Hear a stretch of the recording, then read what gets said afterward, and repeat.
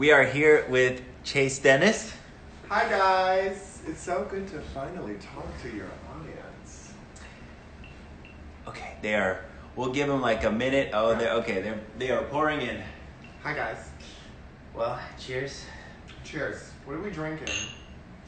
This is bourbon. Bourbon. As you know, that's my favorite. We love a cognac moment, right? Yeah. Do say. Do say. Yes. Thank you for being here. Thank you. Thank you for coming to my home. Merci. You're one of the very few people that I felt comfortable letting to my home during this whole pandemic. Yes. And it's been a while. It's been 4 months, so I feel like our bacteria is... They've been shared. Yeah, it's good and to go. Even before the coronavirus, we had shared a few bacteria. Not through like that, just through a lot of like trying clothes on. Yeah. You know, And we make magic. we make a lot of magic. So, thank you for having me. My pleasure. I think I'm gonna move it just a little closer because I heard that people wanted it a little bit. Oh boy, it's going good. Don't worry, guys. This is how magic is made. Okay, there we go. Okay, that's better.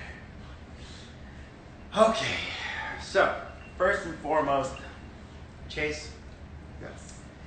thank you for being here again. Thank you. You guys might know Chaise for his fashion expertise and everything that we've done together, whether it's photo shoots or red carpets. But what a lot of you might not know is where Chaise is from, what he's involved with, what he's passionate about. Lately, everything you've been talking about and posting is so incredible to see, and to see how passionate you are and how brutally honest you are, which I think we need in this sort of time. And I thank you for that. Thank you. Because we need brutal honesty right now. We need to know where this is all coming from, why this is happening. So let's just first and foremost start with where you're from, because you're literally from where this is happening. Yes, okay. So, as we know, George Floyd is obviously no longer with us, which I think means something different for everyone. I think it's hit each and every one of us in a different way. Yeah. And I'm from Minnesota, so I think hit home for me, especially because it's my place of birth. Yeah. The place where he passed away from, I'm very familiar with. I remember there would be summers where I'd go and grab fried chicken, and we'd go and get penny candy, which is candy that's like literally a penny. Yeah, and so it hit home for me, especially because that's where everything is happening. So I'll say this, it's been hard for me not to be there. Oh yeah, I can imagine. It's been really hard for me, and I was originally in the beginning of all this going to travel home, and my parents and family stopped me. They didn't feel like... And they're still there? A good portion of my family is still there. So they have been just filling me in day by day, what's going on, and the beautiful thing is that Minnesota has not been silenced. Oh yeah. You know, they're still out advocating for everything that's happening, and not even just for, you know, George Floyd, but for, you know, the trans women that have passed away and left us, who have been brutally murdered. Yeah. Breonna Taylor, and then also, obviously, most recently with the 2 black men that were lynched in Palmdale. Yeah. So Literally in our state. so what's making me happy though is to at least see somewhere where nothing like I think happening now ever existed when I grew up. Yeah. Happen right now, right before my eyes, and it's our generation, you know, and I think we are showcasing exactly the shit that we believe in and stand on. So being from Minnesota is making me very, very happy. And so here's what I didn't know, which I think is fascinating. Your great-grandmother is a civil rights legend. She is. Is Josie Johnson. Yes. Please look up that name. Josie Johnson, legend. She, if I'm not mistaken, was at the I Have a Dream March in 1963 with Martin Luther King himself. Yep. She's 93 now. 93. And she's still doing it. She just Still moving. I saw you posted a huge article on NPR with Jesse Jackson. Reverend Jesse Jackson. Yeah. And she's still speaking out, and from what it seemed like, she is proud of this generation. She loves it. So I am blessed to come from a family of people that have always been extremely vocal about what they believe in, what they stand upon, and they've always made it very clear to me, my cousins, my family just that is further away from me, that it is so beautiful to be black. And I always realized early on that I had a heritage that was built on just beautiful beings, and not just beauty on the outside, but on the inside. Yeah. And I have two grandmothers, great grandmothers to be specific, that I'm extremely proud to say that I'm a grandchild of. Yeah. So not just Josie Johnson, but also Bernadette Anderson. And if you guys don't know who that is, I would recommend doing a Google search of Bernadette Anderson and Prince Rogers Nelson. That'll do you a good service of information. But to go back on my grandma Josie, she was a part of the civil rights movement in the beginning of everything. And I remember growing up hearing stories, and of course everything is on the internet, and so I remember doing projects on her and being just so like, your own family. I know, and I was so mystified by who she was because I knew her personally. Yeah. So being able to see how others perceived her and received her, I think gave me even more excitement to realize, like, this is what I come from. And she was the first black regent in Minneapolis, in Minnesota to be specific, at the University of Minnesota. So she's been able to really be a part and make some effective change, not only within the civil rights era, but also within education. I think that's her biggest passion, is to educate young people. Yeah. And not just black, educate white, Asian, Latino. I want to make sure I'm including everyone, Native American, because there is a gigantic Native American population in Minneapolis and Minnesota in general. So she's just always been really, really big on advocating for education. Yeah, which is, not for nothing, but this is sort of why I think doing something like this is beneficial. There's so much that we can learn, and I truly believe that we can always continue to learn. And I think once you think that you know it all or you've learned it all, that's when you stop living, and you've stopped experiencing, and that's when you've stopped wanting to evolve and be a wider range of a human being. So this is it all ties in. It's just education, understanding people, perspective. Like, perspective is so important. It is so important, especially right now. So moving on from that, yeah, of course. You went from Minnesota to New York. Yeah. And then, how did you get involved with fashion? So, because I don't even know that much about that. No. Actually. Well, I'll say this. I have had the blessings of being around, like I said, some amazing human beings. But I think even more so, it's the women that I was around at a young age were the most inspiring women that I could look up to as it came to fashion. Yeah. I know that I always had my grandma, my mom's mom, has always been very fashion forward, and you can't tell her nothing. So I think that was probably my first inkling to being obsessed with fashion. But I think as it progressed and I was able to kind of see fashion in a way that was my own, and I think also this stems from being a gay black man. I think I, for a long time, hid what I was into. But it wasn't really a hiding, because I think my mom embraced it. She knew early on that I was different. I think she had her own troubling issues with it, but she wanted to find a way to support me the best way she could. Yeah. And that was first by putting me in an art school. And I think that really helped foster me in my early years on what I liked and enjoyed. And funny enough, fashion wasn't the first thing I loved. It was acting. Really? Which is what you do.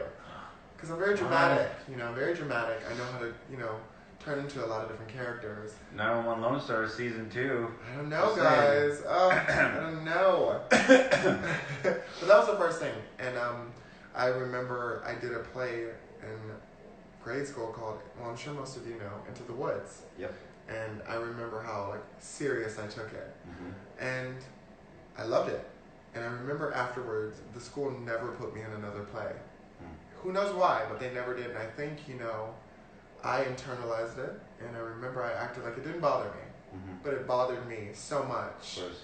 So I found a way to find a new hobby or find a new interest, which somehow became fashion.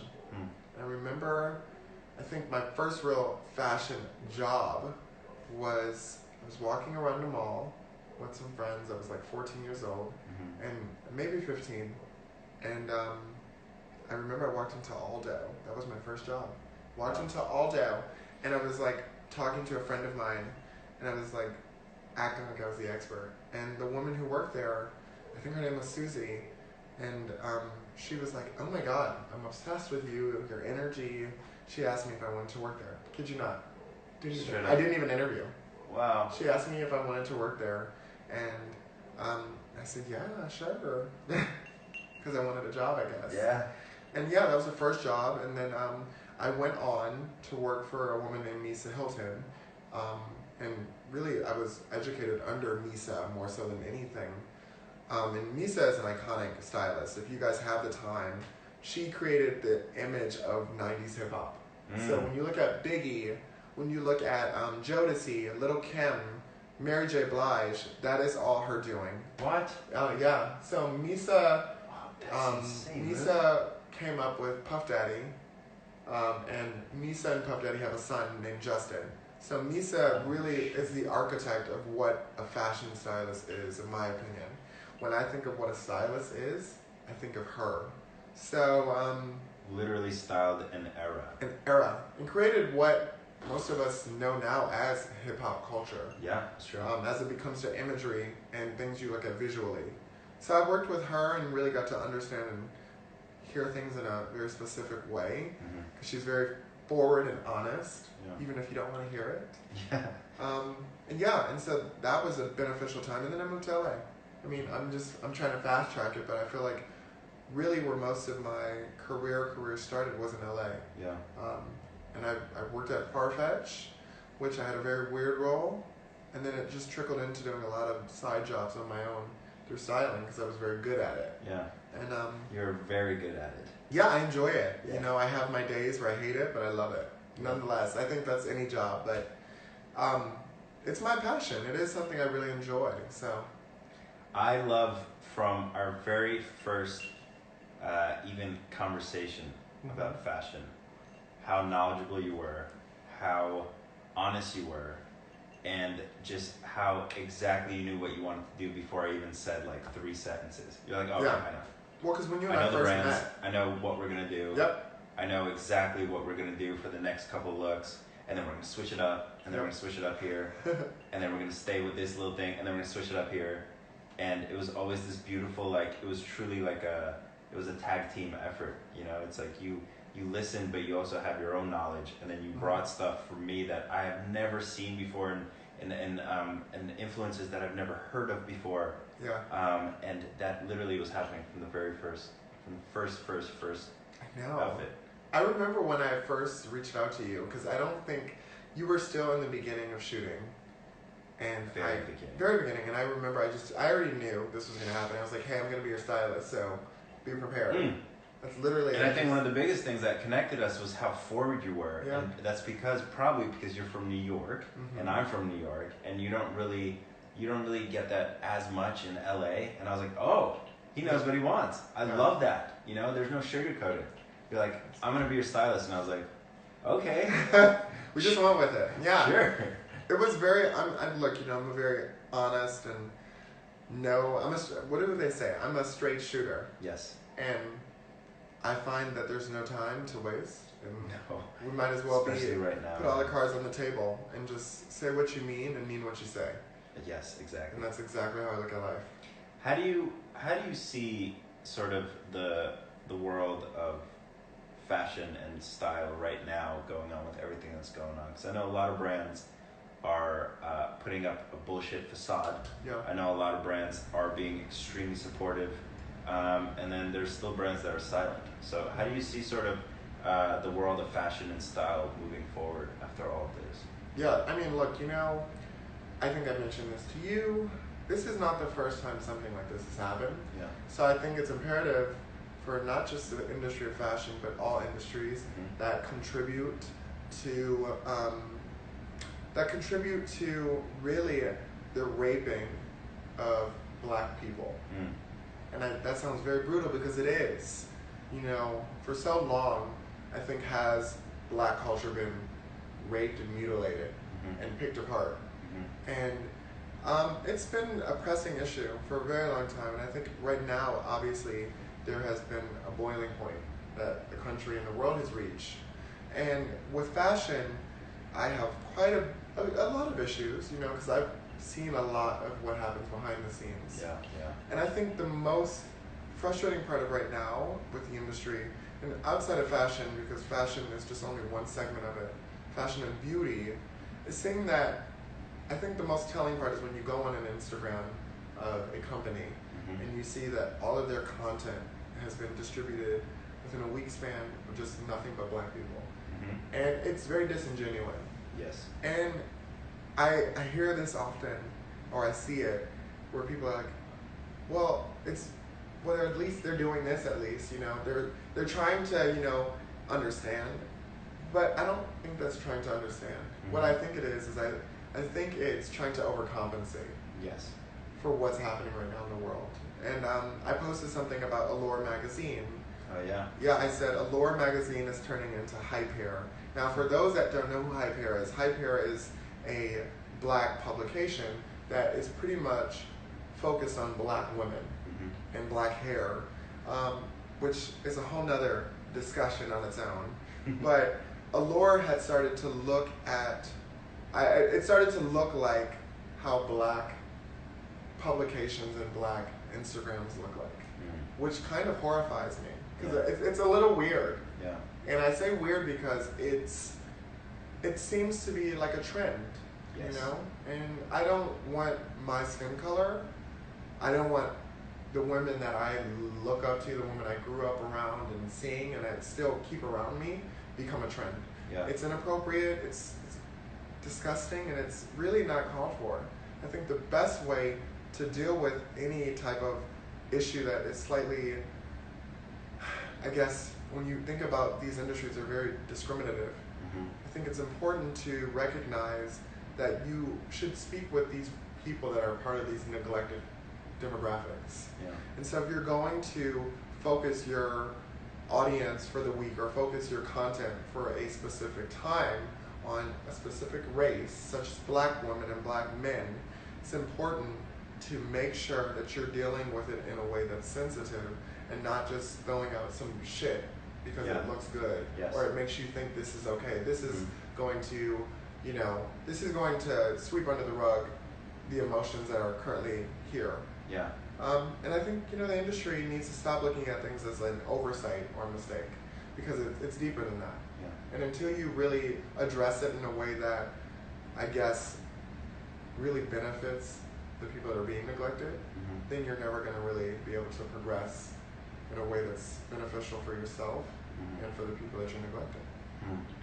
That's a lot to unpack on its own, but you know, who knows what that means for the future. But I think after, and I said this before, I think once all of this subsides, which that's going to be a very long time from now, I think, and including COVID, you know, this COVID, isolation of people and nothing's really back to normal, and like having to be separated from people. And I mean, I think once all of this subsides in the way that it will, I think it'll be important for brands to be more aware.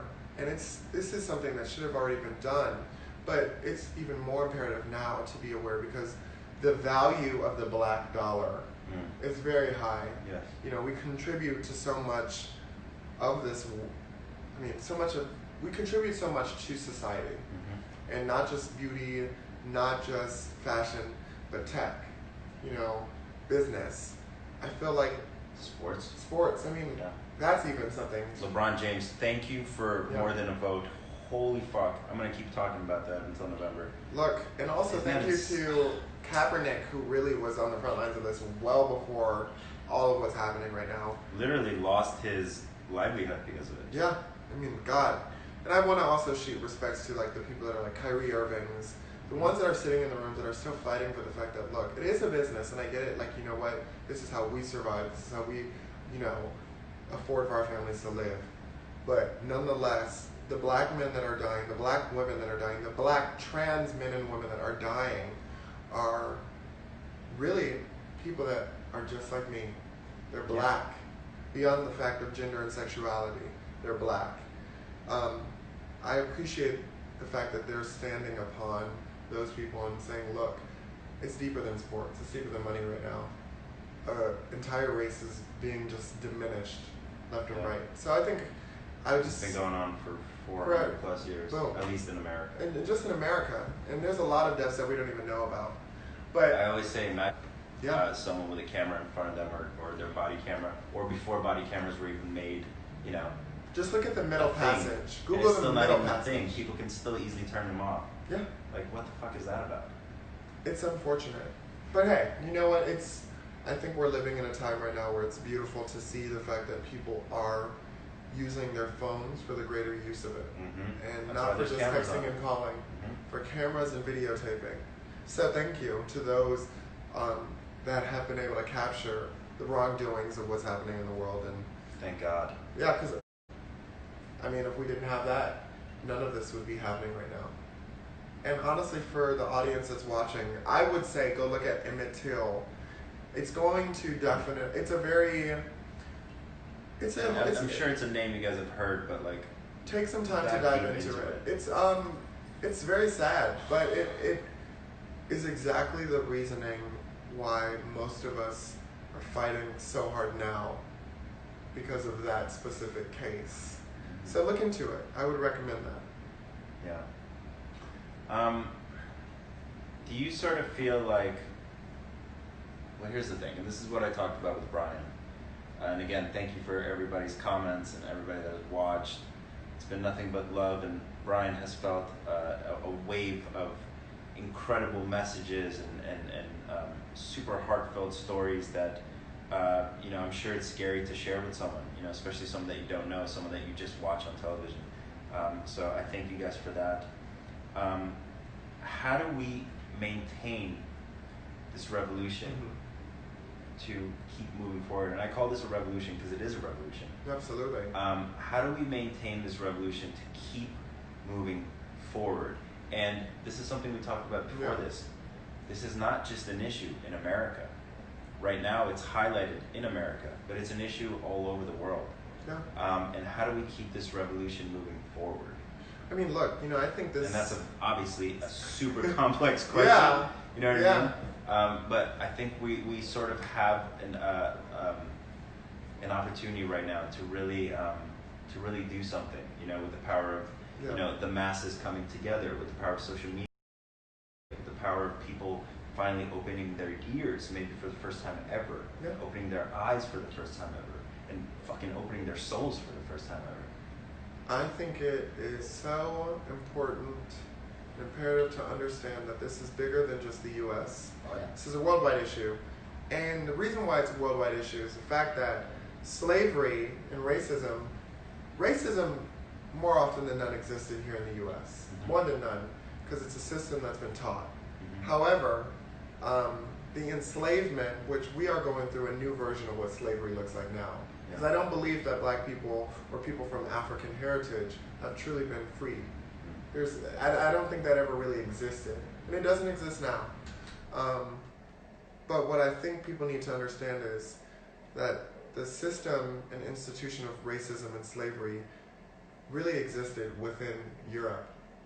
And what ends up being the case is that most Europeans, often British soldiers or people of an aristocratic space, went to Africa and raided Africa of people that really were living a thriving life within their own culture.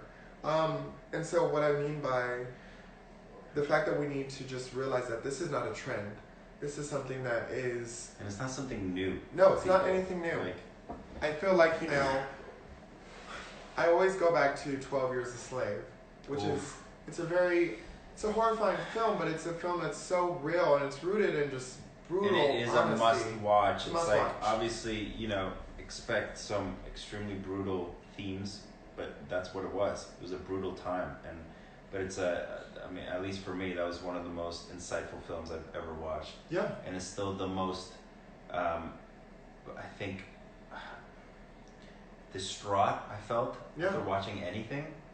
I remember I went and seen that movie with my family, and it was so. It was. I heard the story of Solomon Northup well before the movie, but I think seeing the movie and the way that Steve McQueen was able to capture it, I mean, I don't think many people were prepared for it. Oh. And the reasoning why I'm bringing that up is because Solomon Northup, whom is the lead, who really is the story of 12 Years a Slave is behind, was a free man. He was a free man. That's the big issue. It just so happened to be that he didn't have his freedom papers, which no one should even be having to carry freedom papers around. He didn't have his freedom papers. The fact that he was a free slave on him the day that he was plucked and thrown right back into a system that still exists. And it's a system that's existed, like I said, for over 500 years, really. So as I state, that it's bigger than just a U.S. issue. It's a worldwide issue. And I think we need to treat it as such, because in Europe, black people are treated horribly. Mm-hmm. And I think it's also a system of being taught that we're not beautiful. You know, and it's something that's so deep-rooted in other things, but in Europe especially, you know, I know in Italy, I saw that a lot of influencers, not just in fashion, but within all realms, stating that they don't see color. And I think that's something that is so bad to say. So I think ultimately, for those that are watching this and that don't live in America and are... And a lot of you guys aren't from America, so this is super insightful. It should be important to be conscious of like what you're listening to, what you're receiving, and how you're taking in the news. Because if you're a believer in the movement of what's now, of Black Lives Matter, of not just George Floyd, but those that have come before us and those that will come after, because this is not going to end, unfortunately. As much as I want it to end, I know that there are going to be... It's still happening. It's still happening literally right now. For those of you who choose to believe in the matter and the movement of what's happening now, it is important to wake up your peers and those that don't understand it, or those that don't want to understand it. You need to not feel like you're alone, because you're not. Even if you are alone in your group, you're not alone, because you have so many people behind you that you haven't met yet. Or those that are family members that aren't blood related, but you're family because you stand with each other in the same movement, and the same agreements, and the same beliefs that everyone should be equal, and that everyone should really look at one another as just humans. Though I believe it is a black issue that we're facing now. Yeah, it is. I think it's deeper rooted in the fact that we are all creations of God. And whomever, you believe in, I don't want to speak for others, but I know that I believe in God, and I believe in the fact that we are all created equals, and we are divine beings unto the world that we have been brought upon. So it's important to acknowledge and inform those that are not informed. And it's deeper than just, like I said, black issues. It's about trans issues, about issues that, are not just about killings, food deserts. There's a lot of poverty and homeless, things that people don't like to address and talk about because it's uncomfortable. And honestly, I must be honest, I have had moments where I think I have been insensitive to those that are not within the same lifestyle as me. And I've been, I think now this time, not just with George Floyd passing, but with COVID, I've woken the fuck up. Yeah. I've woken the fuck up. And I realize how important it is for me to use my platform, which is not super big, but it's a platform that I know people are watching. And using it in a way that is integral to change. And so I hope that this conversation obviously is going to bring upon some change. Absolutely. I hope I hope it's just another step forward, because that's the only thing that we could be doing right now is just keep moving forward. Yeah. We cannot pause. We cannot move backwards. We don't have time for that anymore. But moving forward. We have to keep moving forward. because this country has been moving backwards for far too long. Boom. Far too long. And I think, again, like you said, with COVID, people are almost forced to stay home. Yeah. And do something with themselves, right? And what's on the TV? Yeah. A lot of awful news and a lot of opportunities for us to inform ourselves about what's going on in the world. And why not use this time to inform yourself and educate yourself? And just learn something, especially learn about this country that you live in, you know? This country that we call the land of opportunity. But if you look deep into it, who are the opportunities really for? But if we're being honest, the idea of the American dream has died long ago. The American dream hasn't existed since like the 1800s. The idea that someone can do something, I mean, look, I don't want to say that it's impossible to have the idea of the American dream and actually fulfill that idea. Yeah. Because that idea is different for everyone. Mm-hmm. But the actual idea of the American dream has long died. But the beauty is this time that you have to reflect upon what's happening in the world and the 3-4 months that we've had to really take in, I have used it personally a time to educate myself. Yeah. And something that I would recommend for you viewers, not just Ronen's viewers, but those of mine that are watching, there's a book that one of the most prolific writers of our generation, of our time, just within like the whole world, Toni Morrison, did a book called The Black Book. Funny enough. Yeah. And this book really breaks down the beauty of what blackness is, but it highlights some of the dark parts of it. And it's a book that I would recommend buying. I don't know if you can buy it in store anymore, but you can definitely buy renewed copies on Amazon. It's just beautiful. And for those of you who don't know who Toni Morrison is, she's one of probably the most brilliant writers of all time. Mm-hmm. Not just black, of all colors and all shades. So it's called The Black Book. And what year is this?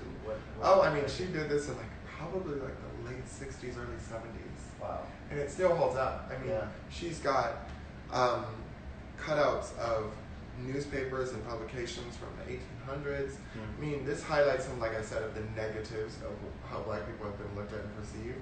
But she makes things look so beautiful. Because I think for most black people, what we tend to do is we're so resilient that what we tend to do is we highlight the beauty even in the sadness and the darkness. We try to find solace in that. And we try to find laughter in most things. And that's our way of escaping the realities of the world. So, God bless Toni Morrison, who's no longer with us, but I would recommend that book to not just you, but to those that are watching. It's brilliant. The Black Book. It's The Black Book. Can't really forget good. that. It's really, really good. Well. I know, it's a lot. But this is a beautiful time right now, to be honest with you, even with all the sadness happening. It's a beautiful time to be alive because this is something that is monumental and has never happened before. No, and we truly do have an opportunity to rise up from this. You know, it's like, I always say, it's like, what side of history do we want to be on? You know, as the human race. Like, when we look back on this from 5 years from now, 10 years from now, it's like, did we use this opportunity to better the world? Or are we just going to continue to being comfortable and living in a lot of shit that we don't want to bring to the surface? And I really hope that we don't.